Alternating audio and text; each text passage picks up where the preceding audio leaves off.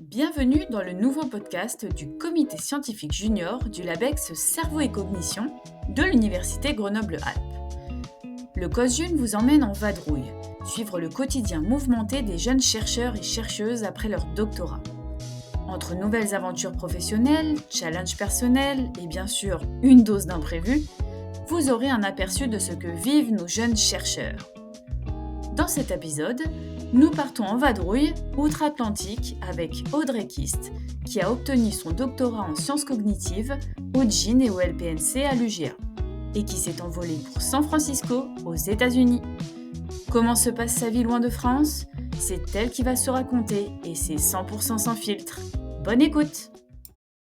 Bonjour, alors actuellement je suis en postdoc à UCSF, c'est l'Université de Californie à San Francisco, et dans le département de psychiatrie et sciences comportementales, je fais partie du laboratoire Networks Neuroscience Neuromodulation qui fait de la recherche sur les neurosciences en lien avec les désordres psychiatriques sous la direction du docteur Moses Lee, qui est psychiatre, et il dirige notamment la section Habits and Reward et le programme Troubles obsessionnels compulsifs. Et dans cette équipe, côté recherche, on est une petite équipe de 5 ou 6 personnes avec des recrutements en cours. Et on est sur le campus de UCSF de Mission Bay, qui est un quartier de San Francisco, un quartier tout neuf. On est dans des bâtiments flambant neufs, avec la baie et les bateaux au bout de la rue. C'est vraiment un cadre super agréable. Et j'habite à 5 minutes, 10 minutes à pied. Donc c'est plutôt chouette comme situation. Sur quoi tu travailles concrètement ? Ma recherche ici porte exclusivement sur les TOC, donc les troubles obsessionnels compulsifs. Et notamment, on a un essai clinique qui vise à personnaliser les cibles de stimulation cérébrale profonde en utilisant une technique d'exploration invasive qui est la stéréoélectroencéphalographie, qui est plutôt utilisée normalement pour explorer l'épilepsie. Donc c'est un projet qui est très innovant et c'est celui qui occupe 95% de mon temps. J'ai aussi un projet d'utilisation de bagues connectées pour évaluer la réponse thérapeutique à la stimulation au contexte naturel, et puis un autre projet concernant la stimulation en boucle fermée. Mais donc ce projet principal, cet essai clinique que j'ai mentionné en premier, il est financé par l'International OCD Foundation, qui est un organisme privé.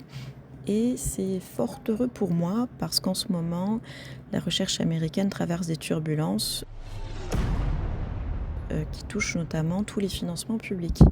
C'est-à-dire que rien qu'à UCSF, on a eu 18 millions de dollars d'annulation de financement de projets de recherche médicale et encore 23 millions de dollars de suspension qui pourraient tout à fait devenir également des annulations. Et d'ailleurs, certains de mes collègues directs ont perdu une grande partie de leur financement. Audrey évoque ici les actions menées par le président américain Donald Trump, perçues comme des attaques directes contre la science, dont une importante réduction des budgets des agences scientifiques non alignées sur sa politique. Ces mesures ont provoqué une forte réaction de la communauté scientifique à travers le monde et ont contribué à la naissance du mouvement Stand Up for Science. Raconte-nous maintenant quelques-unes de tes journées. Aujourd'hui, vendredi, j'ai commencé la journée par une visio avec la France pour discuter d'un article à finaliser. J'ai toujours 2-3 sujets à boucler avec les articles qui devraient être soumis. Et ensuite, là, je suis en mode lecture ce matin parce que j'ai pas mal de bibliographie à regarder pour différents projets qu'on aimerait bien initier bientôt. Et après, je continuerai à faire du code pour optimiser les scripts d'analyse qu'on a utilisés sur un premier patient pour un essai clinique pour que ce soit plus qu'un pouce-bouton pour le deuxième sujet et qu'on ait juste à lancer tout ça et que l'analyse se fasse sans intervention. Donc de l'automatisation. Et j'ai fini aussi ce matin un poster pour envoi parce que la semaine prochaine, je pars en conférence. Je vais à SOBP, donc c'est Society of Biological Psychiatry, qui est une conférence qui aura lieu cette année à Toronto, où je vais présenter un poster justement sur l'essai clinique qu'on est en train de faire. Et j'ai fait une mise à jour du poster pour mettre lien vers notre préprint. Et voilà, j'espère qu'on va pouvoir rencontrer pas mal de monde et puis avoir des discussions intéressantes. Et puis pour cet après-midi, sinon mon plan c'est j'ai 2 articles à finir qui sont des articles suite à la thèse que j'ai rédigée en France, oui, il y a 1 an plus tard. Je suis toujours dans les rédactions d'articles. Et puis aussi, je dois faire des retours sur la présentation d'une stagiaire qui va bientôt arriver chez nous, qui va travailler sur les données collectées par cette fameuse bague connectée dont j'ai parlé un peu plus tôt sur mon projet de recherche. Donc voilà, elle m'a envoyé ses slides et faut que je lui fasse un retour qui soit constructif et qui lui permette à elle aussi de progresser, pas seulement pour le bénéfice de l'équipe par rapport à ce dont on a besoin dans sa présentation, mais aussi pour qu'elle en tire quelque chose en termes d'apprentissage de comment on fait de la science, quoi, parce qu'elle, c'est une de ses premières expériences. Donc voilà, quand même un programme intéressant pour aujourd'hui. Aurais-tu un moment fort à nous partager ? Aujourd'hui, on est mardi matin et ce matin, je devais assister à une présentation sur Zoom, à un séminaire scientifique sur le thème de l'intelligence artificielle utilisée dans la santé mentale par quelqu'un de l'APA. Et il y a eu un incident qui est que assez rapidement, des hackers ont pris le contrôle de la visioconférence sur Zoom et ont commencé à diffuser des discours néo-nazis avec un preacher qui a tenu des propos extrêmement dégradants et insultants vis-à-vis de toutes sortes de populations, les noirs, les juifs, les homosexuels, qui menaçait de brûler tout le monde, qui disait qui annonçait le retour du Ku Klux Klan au pouvoir, et le tout abondamment saupoudré de saluts nazis et de Heil Hitler, avec des messages assortis sur le chat interne et des images pornographiques diffusées sur les photos de profil de certains participants à la réunion. Ce qui était tout à fait charmant pour commencer la journée. Du coup, j'ai rien écouté, parce qu'au bout après avoir essayé de me déconnecter, me reconnecter 5 ou 6 fois pour voir si ce truc-là était parti, en gros, j'ai rien suivi de la présentation et je devais rencontrer la personne qui faisait cette intervention le midi pour un lunch pour discuter de ce travaux, mais du coup, j'ai annulé parce que n'ayant rien suivi à la présentation, j'étais pas trop en mesure d'assurer la discussion.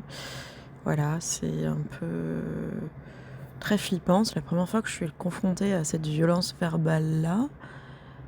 Et c'est assez choquant, en fait, même si on sait que ce sont certainement des petits trolls, des ados dans leur garage, juste là pour faire diversion. C'est quand même extrêmement dérangeant de recevoir des menaces de meurtre, de viol, le tout dans le cadre du travail, quoi.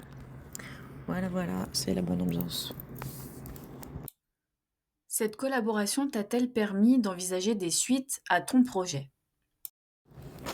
Aujourd'hui, on est jeudi 20 mars et ma journée a commencé avec 2 réunions. La première réunion, c'était notre réunion de labo du jeudi matin où j'ai pu présenter un nouveau projet que je porte, pour lequel je viens de déposer une demande de grant,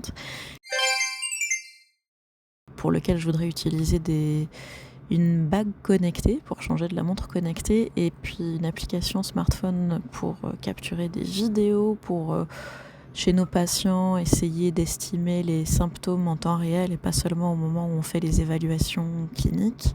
En l'occurrence, c'est des patients qui ont des TOC. Donc voilà, la présentation s'est bien passée. On va essayer de créer un groupe de travail puisqu'il y a plein d'autres équipes à UCSF qui commencent à réfléchir à ce genre d'outils. Il ne faudrait pas qu'on réinvente la roue à chaque fois. Et justement, quels sont tes liens avec les autres chercheurs de l'Institut ? Avec l'ensemble des équipes qui utilisent l'exploration SEEG pour des pathologies autres que l'épilepsie. Donc on a des gens qui travaillent sur dépression, sur les TOC, sur les douleurs chroniques et dépression, TOC, douleurs chroniques. Et oui, et qui est un projet qui est en train d'être développé pour les addictions. Et donc on a ces réunions tous les jeudis où on aborde différents sujets en lien avec ce dont on a besoin pour nos projets SEEG. Et aujourd'hui la question c'était les tractographies, et notamment suite à une conférence, on était assez nombreux dans l'équipe à être, une conférence qui était à Kobe au Japon en février. On a constaté que la grande majorité des groupes qui faisaient de la stimulation cérébrale profonde comme nous utilisent et présentent de magnifiques images multicolores de tractographie, ce qui n'est pas notre cas pour le moment. Et du coup, on s'est dit que peut-être que ça nous manquait un peu. Donc là, l'idée, c'était de faire le point entre les différentes équipes pour voir quel pipeline chaque équipe utilise. Quels sont les points positifs que tu retirerais de cette expérience ? Globalement, je trouve que dans cette institution où je suis, la UCSF, ce qui est super, c'est qu'il y a plein de groupes différents qui utilisent des technos, des approches similaires pour des pathologies différentes. Donc c'est un énorme levier pour aller vite, en fait, pour traiter les données qu'on collecte sur les essais cliniques. Et ça, c'est super. C'est super quand on arrive à se parler. Et donc le défi pour certains sujets, c'est d'arriver à réunir autour de la table tous les gens à UCSF qui vont utiliser tel ou tel type d'approche. Donc ça, c'est vraiment bien pour les bonnes nouvelles. C'est les bonnes nouvelles du jour. As-tu une visibilité sur la suite de tes aventures ? En ce moment, aux États-Unis, c'est un peu compliqué par rapport à la recherche et par rapport au financement de la recherche. Il y a beaucoup de financements qui sont supprimés. Et là, on a reçu hier soir un email institutionnel qui nous dit que il y a un gel général des embauches à toute UC, donc UCSF, mais aussi Berkeley, UCLA, etc. Donc plus d'embauche de qui que ce soit, et ça concerne aussi bien évidemment les postdocs. Donc moi j'ai mon contrat qui se finit, j'ai le temps encore de travailler, mais dans 9 mois, j'aurai la fin de mon contrat, et dans l'état actuel des choses, mon contrat ne serait pas renouvelé. Donc voilà, pour la précarité de la recherche, je vais donc devoir réfléchir dès maintenant à ce que je vais faire ailleurs, parce qu'il y a quand même de fortes chances pour que ces difficultés de financement continuent à durer, et elles se généralisent à tous les États-Unis. Or, mon visa pour les États-Unis dépend directement de mon contrat de travail. Le jour où mon contrat de travail se termine, je fais mes valises et je rentre chez moi avec toute ma famille, parce que leur visa aussi dépend de mon travail. Donc voilà, ça c'est la nouvelle un peu moins sympa du jour, mais c'est ça aussi la réalité du monde de la recherche. Donc il va falloir que je gère ça dans les prochains jours. Pour faire un peu un mot de la fin sur ce postdoc aux États-Unis, c'est pas simple en fait, c'est plein de choses mélangées. Le projet sur lequel j'ai travaillé était vraiment un projet extraordinaire, c'est une première mondiale, c'était vraiment hyper intéressant. J'ai adoré le fait de travailler avec d'autres équipes à UCSF. J'ai adoré travailler dans ce labo, dans une belle fac à l'américaine qui a plein de moyens, qui a plein de super installations et qui permet de faire une science vraiment ambitieuse. J'ai appris plein de choses et ça me fera très utile pour la suite. Après, comme vous avez pu le constater dans mes commentaires précédents, la situation actuelle, vraiment, là, maintenant, tout de suite, on est à l'été 2025, ça fait maintenant à peu près 6 mois qu'il y a eu un gros changement politique aux États-Unis, et clairement ça a un impact énorme sur l'état de la science et sur la possibilité de faire une carrière ou même une expérience longue aux États-Unis dans le domaine de la science publique. Donc est-ce que je recommanderais de faire un postdoc aux États-Unis maintenant ? Honnêtement, je saurais pas répondre à cette question, c'est vraiment à chacun de se faire son idée. Il y a du pour, Bien sûr, parce que faire une expérience dans une belle université comme ça, avec un super projet comme ça, bien sûr que c'est génial. Après, je pense que ça peut être plus ou moins facile suivant la source du financement du projet, suivant la situation personnelle de chacun, par rapport aux différents la façon dont sont traités différents publics actuellement aux États-Unis. Honnêtement, je sais pas. Je sais pas. Chacun doit faire sa propre réflexion sur ce qu'il attend d'une telle expérience, qu'il est prêt en tant que citoyen à accepter, à soutenir et à vivre. Voilà. Moi, mon expérience personnelle, elle va toucher à sa fin bientôt. J'ai pas de regrets du fait d'avoir fait cette expérience aux États-Unis. J'ai pas de regrets non plus sur le fait que ça se termine et que je doive rentrer en Europe maintenant. Donc voilà, chacun a sa réflexion et suivant ses opportunités, arrivera certainement à des conclusions très différentes. Merci à Audrey Kist d'avoir partagé son témoignage sur son expérience vécue en tant que postdoc aux USA. En Vadrouille est un podcast qui met en lumière les jeunes doctorants et doctorantes, membres du LABEX CERCOG, pour apporter un éclairage sincère et sans tabou sur l'après-thèse. Merci de votre écoute et à bientôt pour un nouvel épisode.